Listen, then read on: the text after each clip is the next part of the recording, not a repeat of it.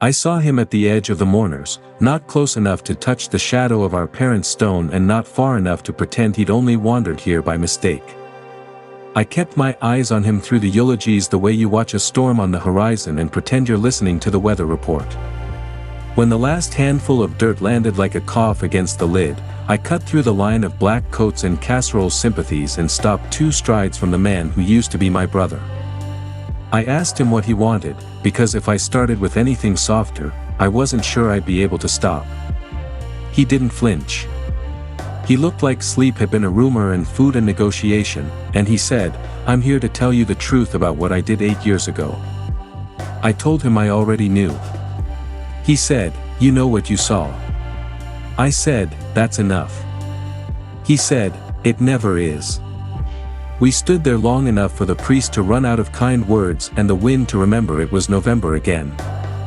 He asked if we could sit somewhere that didn't smell like flowers lying about their purpose. I told him he didn't get to choose the air anymore. Then I sat with him anyway on the bench by the cypress because I needed something solid under me that wasn't a grave. He started before I could stop him. He said, "I wanted your life before I knew how to build my own." He said, "I wanted your seat at Dad's table and Mom's look of relief when you walked into a room." He said, "I wanted your straight A's, your varsity letters, your clean record, your way of making adults breathe easier." He said, "I wanted Emily saying a man's name like an address." He exhaled like the confession was dragging out what was left of his heat. I told him to go back further because the present didn't make sense without the origin. He did. He said I was born first by 3 years and by a mile in everyone's mind. He said Dad taught me to sand the edges of a board and left him to sweep the powder. He said Mom pinned my drawings to the fridge and his to the side of the fridge where nobody looked unless the door swung too wide. He said I was the test run that somehow came out finished. He said he was the spare part rattling in the glove box, too loud to ignore and too small to fix anything. He said it like he'd been practicing that sentence for years and hated how easy it came now. I remembered the science fair. I remembered the baseball field in July. I remembered the way a father's pride sounds like a door clicking shut on someone else. I remembered the 7th grade fight where I took the hit and he took the blame and neither of us told the truth because the story worked better that way for both of us. He said he learned very young that attention is a currency and if you can't earn it you can counterfeit it. He said he was good at counterfeiting.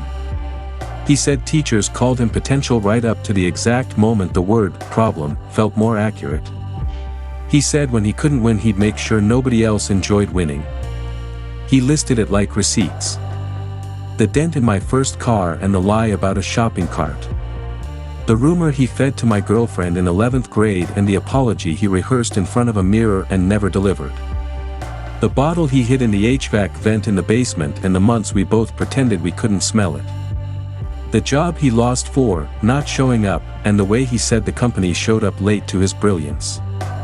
He was always either the victim or the hero in a play he wouldn't let end. I thought I knew the worst, but the worst was patient.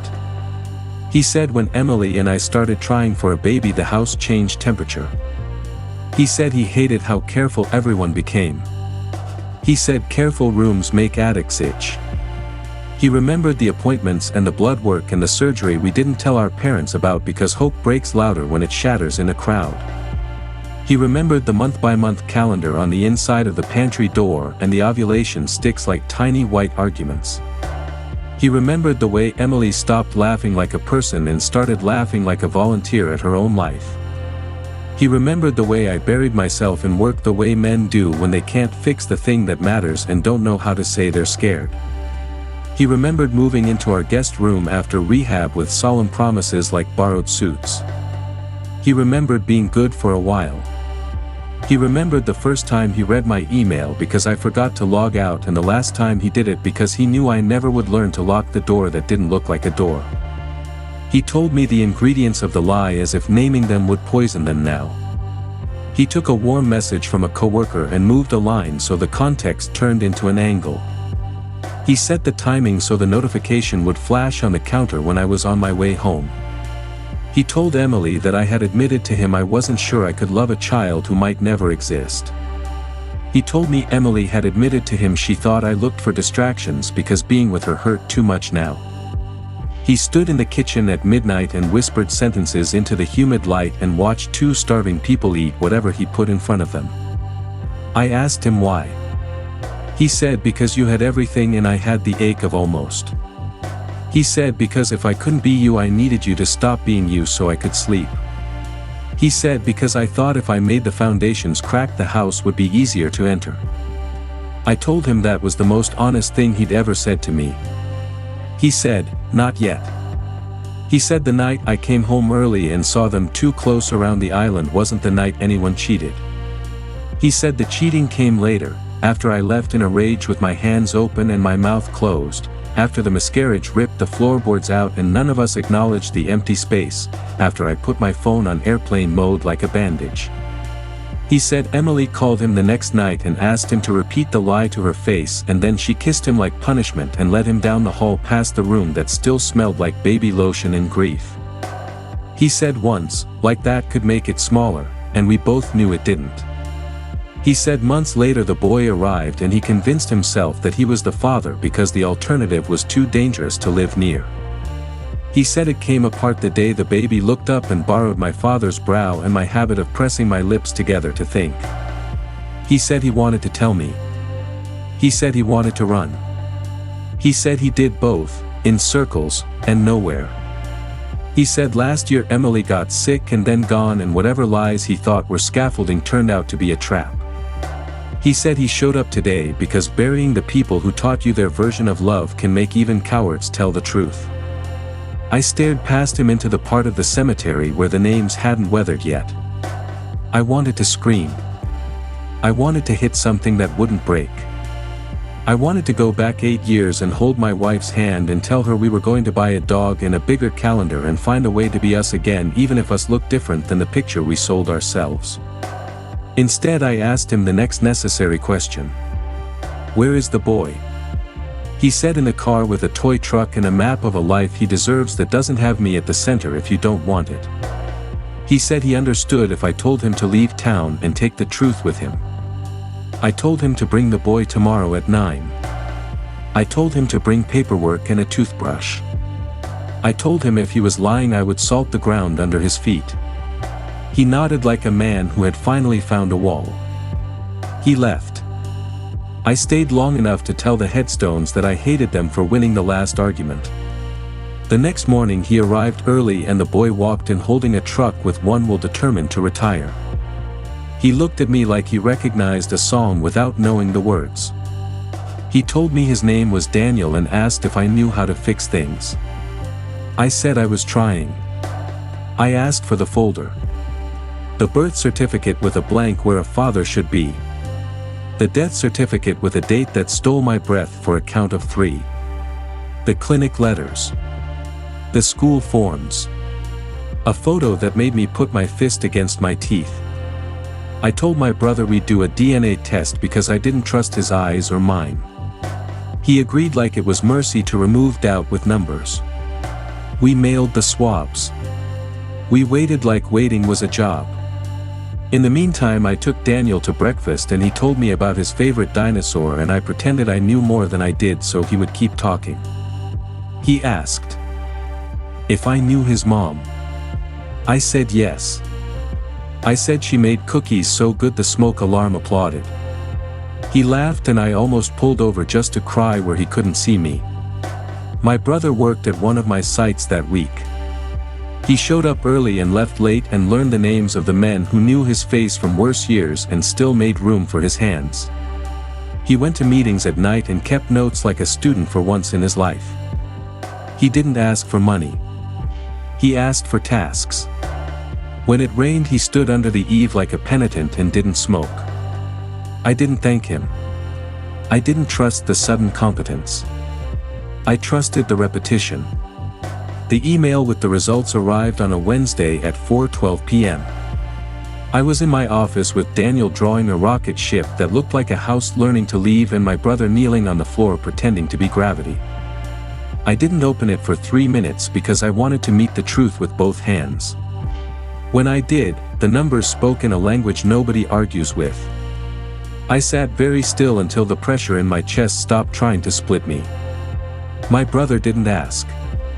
He watched my face and nodded like he'd already known and also needed to hear it in a dialect he couldn't fake. I took Daniel to the park that evening and listened to him laugh on the swings and tried to decide how a man starts a life without pretending the first half never happened. The next morning I met with an attorney. We made a list with verbs and dates and documents and contingencies. We filed a petition for guardianship. My brother came to court and stood when the clerk said his name and told the judge that the boy belonged with me if the world had any sense, and for the first time in a long time his voice made a shape I could lean against. The order came down and it was both too thin for what it meant and exactly the size it needed to be to fit in my pocket. We told Daniel a version of the truth he could carry without dropping it. We told him families are stories and sometimes the storyteller changes but the love doesn't. We kept a chair at the table that nobody sat in and we said it was for memory and for guests and for days when grief wanted a place to rest. He asked if the chair needed a cushion. We said yes. My brother showed up every morning for work and every Sunday for dinner. He didn't drink. He didn't explain himself unless I asked. He didn't ask me for absolution. He asked me what needed doing. He helped Daniel build a Lego city and didn't try to be the mayor. He cried once in the bathroom and came out with eyes that didn't ask for attention and I pretended not to notice and handed him a dish towel. He gave me a letter one night on the dock and said to read it when anger had nothing else to do. It said he spent his adolescence auditioning for a role that didn't exist and his 20s trying to rewrite a script the audience had already memorized and his 30s realizing he wasn't the hero or the villain, just a man who made a house unstable and then blamed the walls. It said if I could forgive him 1 inch he would earn the mile. It said if I couldn't he would still keep showing up because some debts don't get paid off, they get paid down. In the quiet after he left I realized I didn't need to decide all of it that night. I needed to keep Daniel's routine steady and my promises small and real. I needed to buy school shoes and learn the class app all the other parents complained about. I needed to hang a nightlight that looked like the moon and tuck a stuffed T-Rex at the foot of a new bed.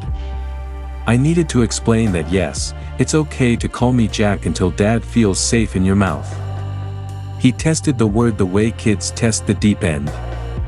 He used it once in a grocery store and looked at me like an apology and I told him none was required. He used it again when he spilled milk and I told him milk is a problem that wants to be solved, not a moral failing. He used it without thinking when he saw a dog he wanted to adopt and I tied my shoe to buy myself a breath and then said let's meet him. We named the dog River because my father taught me you don't beat the current, you learn to let it carry you without drowning. River slept in the doorway and made alarms unnecessary. He learned Daniel's steps and my moods and my brother's habit of standing a little too straight when he was trying to be good. The months added muscle to a new version of our family. The past didn't vanish. It learned to live on the porch. On the anniversary of the funeral we took flowers and I told my parents out loud that the roof was fixed and the kitchen light no longer flickered and their grandson was learning to laugh like someone not afraid to take up sound. Daniel asked if Grandpa would have liked him. I said Grandpa liked anyone who ran toward him. Daniel said I run fast. I said I noticed. Back home there was a manila envelope waiting with the final adoption packet. The guardian order had been the interim. This would be the new birth certificate with my name on the line that had been left blank the first time, a line that felt less like an award and more like a job description I had already started. I signed where I needed to sign and booked the court date and told Daniel we would celebrate with pancakes the size of his head. He asked if Uncle Mark could come. I said yes. My brother showed up that Sunday with cornbread burned at one corner and humility he didn't try to sell. He sat at the table without asking to lead the prayer. He listened to Daniel's story about a science experiment that had gone sticky and laughed the right amount. He cleared the plates when we were done without performing at it. On the dock afterward he said he'd found a small place 2 towns over and a job that didn't require anyone to trust him with more than his hands. He said he'd be close, not hovering. He said he'd show up for Sundays if invited and stay away if the weather asked him to. He said he understood that forgiveness is a fence, not a welcome mat. He said he was grateful to be allowed to lean on it. I told him the fence would stand as long as he didn't try to climb it. He nodded. He left before sunset and didn't make an exit into a scene. On the day the judge stamped the adoption, I took a photo of Daniel's shoes next to mine in the hallway where the morning light always falls like it's trying to remember our names. I didn't post it anywhere. I sent it to 2 people who would understand. One was my mother's old email that I keep just to bounce messages off a server that no longer answers. The other was my brother. I wrote, "The paperwork matches the life now." He wrote back, "Good, I'll keep earning my Sunday." The house learned our new rhythm. School drop-offs. Work sites. Therapy at 4 on Thursdays, where a woman who likes quiet more than solutions asks the questions that don't insult the truth. Letters from the state addressed to father instead of guardian. Shoes in the hallway that I trip over and don't move because the pain tells me I'm not living in a museum anymore. Some nights I still talk to Emily in the kitchen when the kettle takes longer than necessary. I tell her what I should have said instead of leaving that night. I tell her the boy knows her name and the way she laughed when a recipe worked and the way she cut flowers too short for vases and made them float in bowls. I tell her I forgave the single worst night for the sake of all the good ones, and if that makes me weak she can haunt me until I get it right. The future isn't neat. It never was. My brother sends a postcard sometimes with a photo of a bridge and 3 words on the back, "Building something, soon." He writes the words like he's learning his own handwriting. I tape them to the fridge with Daniel's spelling tests. I leave the door slightly ajar on Sundays because some chances evaporate if you make them wait on the porch too long. Sometimes he knocks. Sometimes he doesn't. Sometimes we eat without him and the food still tastes like the right thing. The ending is not a verdict. It's a choice we keep making. I adopted my son. I put my name on the line that waited 8 years to be filled. I set a chair for the memory we refuse to erase and a place for the man I might forgive at a pace that doesn't betray the boy who needs me to be more than a man with a good reason to be angry. I don't know what my brother and I will become. Brothers again. Neighbors. Strangers who share a roof of history and choose separate rooms in the present. I don't know. What I do know is this. Every morning I wake up and make breakfast for a child who calls me dad like it was always going to be my name. Every night I lock the door and leave the porch light on and trust that the fence we built will hold. And somewhere 2 towns over, a man with my father's brow and my bad habit of pressing his lips to think is learning how to show up without writing the story around himself. If he keeps it up, maybe one day the chair at our table won't be only for memory. Maybe. For now, the maybe is enough.